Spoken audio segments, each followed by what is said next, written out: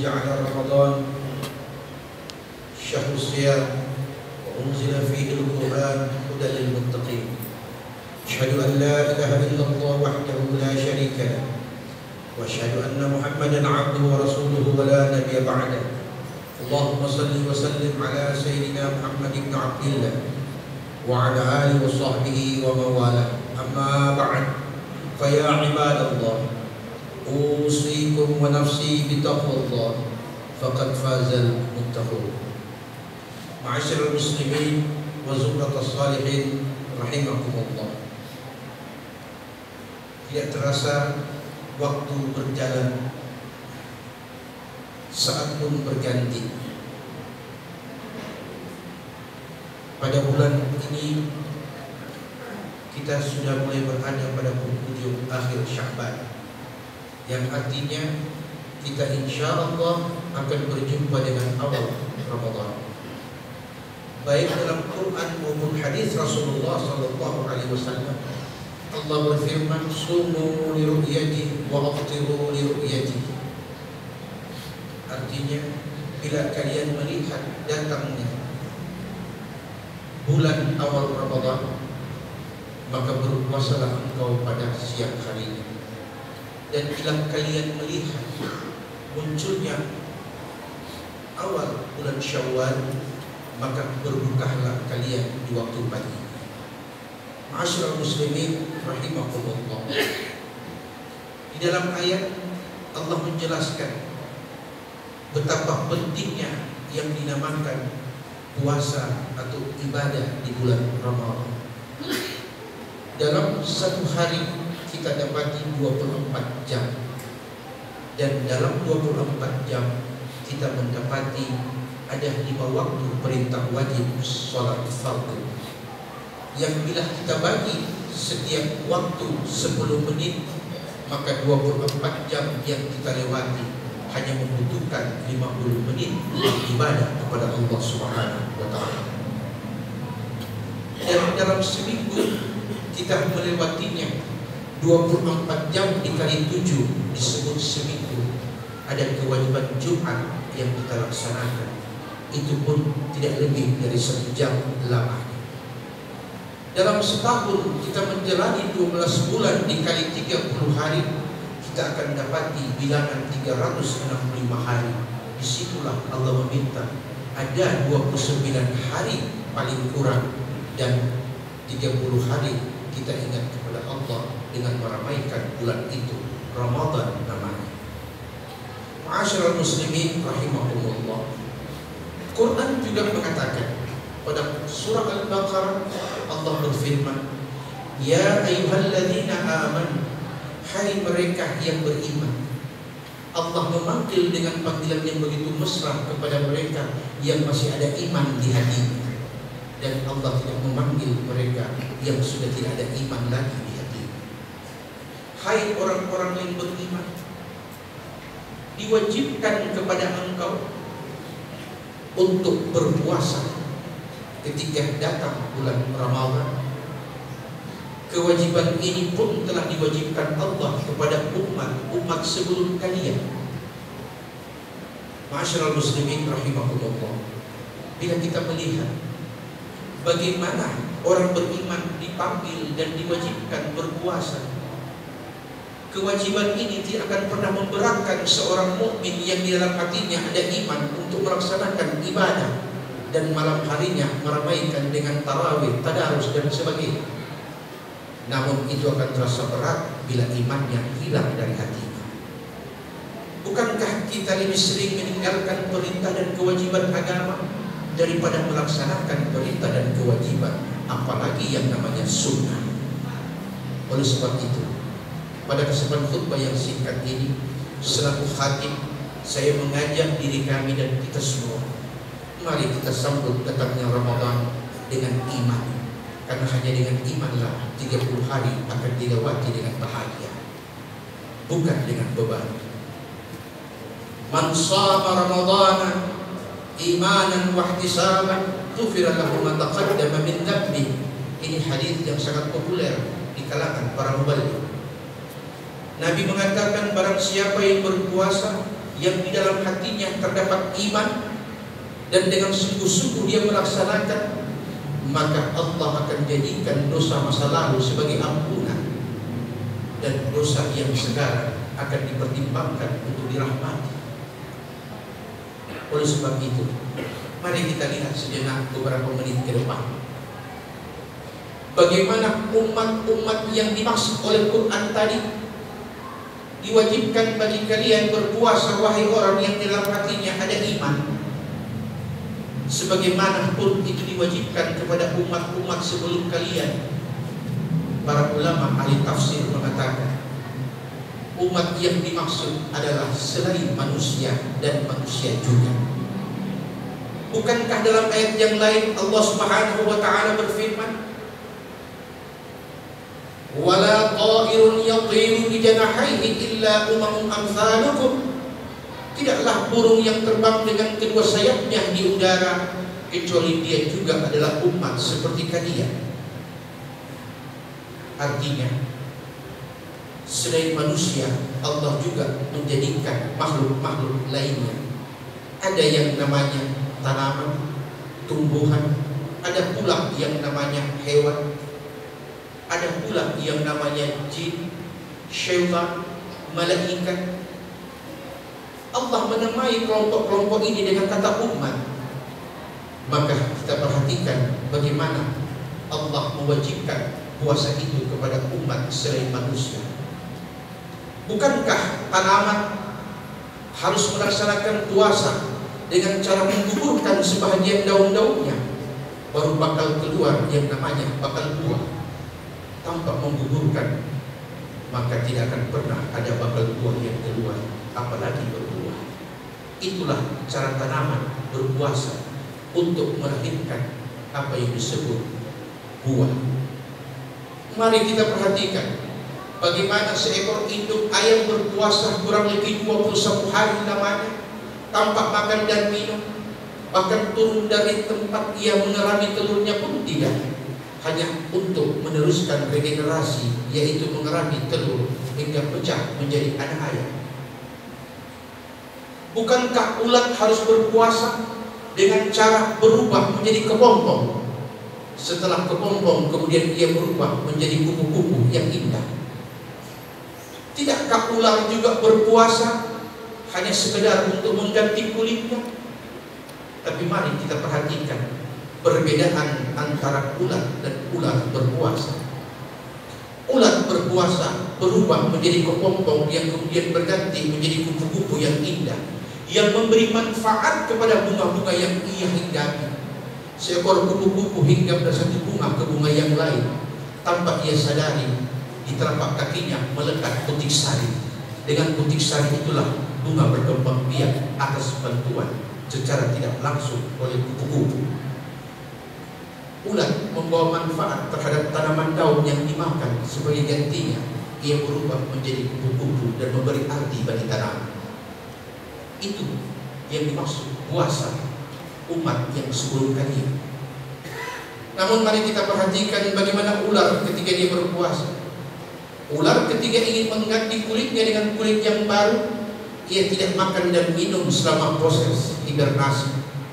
Ketika kulitnya berganti, ular akan menjadi lebih luas dari sebelumnya. Mari kita perhatikan. Bila ibadah puasa 30 hari lamanya menjadikan kita orang yang lebih beriman dan lebih bertakwa dan memberi arti bagi orang lain, maka kita telah berpuasa sebagaimana contoh yang dicontohkan oleh seekor ular. Tetapi bila sebaliknya, Ramadan berlalu tanpa membawa kesan dan pesan, kita lebih puas dari sebelum berpuasa, maka kita telah mencontoh puasanya ular. Ma'asyiral muslimin, jamaah Jumat rahimahullah. Ramadan 29 atau 30 hari kita berpuasa. Disitulah kita melatih kebiasaan 11 bulan sebelumnya. Kita berkecimpung, bercarut marut, bertaruh dan bertarung di tengah-tengah kehidupan untuk mencari nafkah, mencari duniawi. Maka tidakkah kita sadar, walaupun hanya sebulan kita berikan untuk Allah, karena dunia pasti ada akhirnya. dan negeri akhirat ada awal dan ada akhir. Ma'asyiral muslimin wa zulmatus salihin rahimakumullah. Allah memanggil dengan seruan, wahai orang-orang beriman, jadikanlah iman sebagai modal utama kita untuk melaksanakan ibadah puasa. Dan jadikan dengan iman ini pula Allah mendekati kita dan kita mendekati Allah. Dalam Quran Allah menyebut ada dua bentuk pendekatan manusia kepada Allah. Ada manusia yang melatih jiwa, melatih ibadah dan amal-amal salehnya agar mendapat ridha dan cinta Allah. Itu namanya hidayah. Manusia menjadi sebab untuk dekat kepada Allah. Namun ada orang yang tidak berusaha untuk melakukan amal-amal saleh, tapi Allah berkenan untuk mendekatinya. Dalam Quran disebut ijtibah namanya. Mari kita perhatikan sekelumit kisah Fudail bin Iyad, seorang kepala preman, kepala perampok, pembunuh, segala macam maksiat telah dia lakukan. Namun suatu saat di malam yang dingin, tiba-tiba ia berpeci dan bersalin, muncul sholat subuh berjamaah di masjid. Pengurus masjid pun terkejut, heran dan kaget. Seorang kepala perompak tiba-tiba berubah menjadi baik hanya dalam satu malam. Maka bertanyalah pengurus masjid, saudara, apa yang membuat engkau tiba-tiba mau berjamaah dengan kami? Bukankah selama ini engkau jauh dari ibadah, engkau jauh dari manusia dengan perbuatan?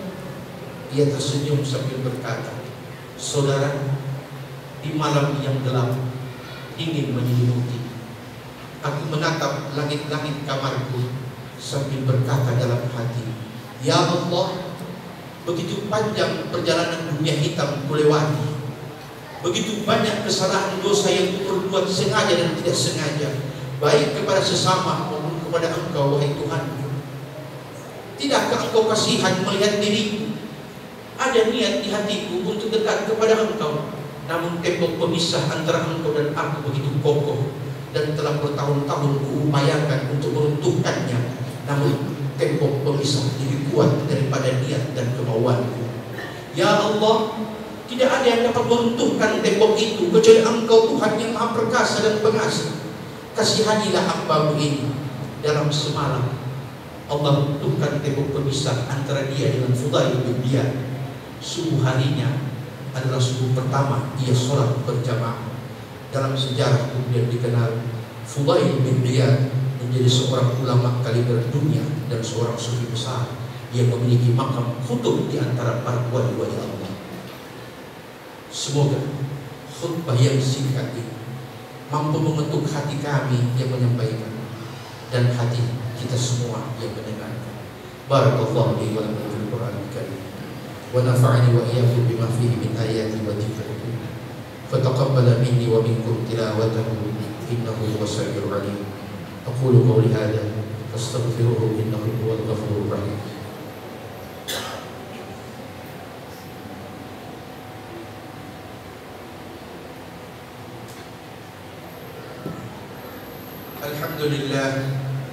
Alhamdulillah alladzi amarna bil ittihad wal ihtisab bi hablillahil matin. Asyhadu an la ilaha illallah wahdahu la syarika lahu wa asyhadu anna Muhammadan 'abduhu wa rasuluhu al-mab'uts rahmatan lil 'alamin. Allahumma shalli wa sallim ala sayyidina Muhammad wa ala alihi wa sahbihi ajma'in.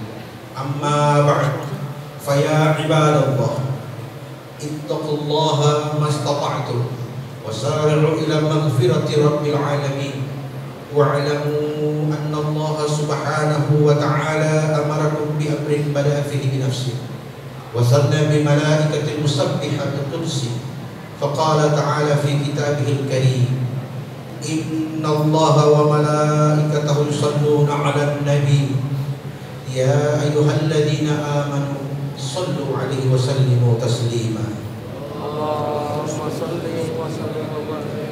Allahumma salli wa sallim ala sayyidina Muhammad wa ala alihi wa ashabihi wa qarabatihi wa azwajihi wa dhurriyyatihi ajma'in وارض اللهم على 4 الخلفاء الراشدين سيدنا أبي بكر وعمر وعثمان وعلي وعلى بقية الصحابة والتابعين وتابع التابعين ومن تبعهم بإحسان إلى يوم الدين وعلينا معهم برحمتك يا أرحم الراحمين. اللهم يا رب محمد وآل محمد اجمع بيننا وبين محمد في القريب يا مجيب. اللهم إنه بابك الأعظم وصراطك الأقوم ولا طريق إلا من الباب ولا دخول إلا بواسطته يا وهاب. اللهم أدخلنا عليك من هذا الباب وشرفنا بكشف الحجاب ولا تحرمنا من رؤيته ولا من النظر إلى وجهه الكريم ولا من التماس رعايته ولا من رعايته. اجعلنا اللهم دائما تحت النظر واجعلنا منه قريبا يا مجيب يا مجيب يا مجيب يا حاضرا لا يغيب. اللهم يا دافع البلاء يا الله ويا دافع البلاء يا رحمن ويا دافع البلاء يا رحيم ادفع عنا البلاء قبل نزوله من السماء إنك على كل شيء قدير. اللهم بارك لنا في رجب وشعبان وبلغنا رمضان. اللهم بارك لنا في رجب وشعبان وبلغنا رمضان. اللهم بارك لنا في رجب وشعبان وبلغنا رمضان يا أرحم الراحمين. الله يهدينا ويهديكم سواء السبيل ويفتح علينا وعليكم فتوح العارفين ويدخلنا الجنة مع السلفنا الصالحين لا يبعدنا منهم لا في الدنيا ولا في الآخرة إنه على ما يشاء قدير وبالإجابة الجدير. اللهم اجعلنا من أهل الخير واحينا في الخير. عسى الله يمن علينا بالقبول بجاه الرسول وسلف الفحول ويثبتنا على الصراط المستقيم ويدخلنا دار النعيم مع الذين أنعم الله عليهم من النبيين والصديقين والشهداء والصالحين وحسن أولئك الرفيقا. اللهم اغفر لنا ذنوبنا ولإخواننا الذين سبقونا بالإيمان ولا تجعل في قلوبنا غلا للذين آمنوا ربنا إنك رؤوف رحيم. اللهم اغفر لنا ذنوبنا ولجميع المؤمنين والمؤمنات والمسلمين والمسلمات الأحياء منهم والأموات إنك سميع قريب مجيب الدعوات يا قاضي الحاجات. ربنا افتح بيننا وبين قومنا بالحق وأنت خير الفاتحين. ربنا لا تزغ قلوبنا بعد إذ هديتنا وهب لنا من لدنك رحمة إنك أنت الوهاب. ربنا آتنا في الدنيا حسنة وفي الآخرة حسنة وقنا عذاب النار. عباد الله إن الله يأمركم بالعدل والإحسان وإيتاء ذي القربى وينهى عن الفحشاء والمنكر والبغي يعظكم لعلكم تذكرون.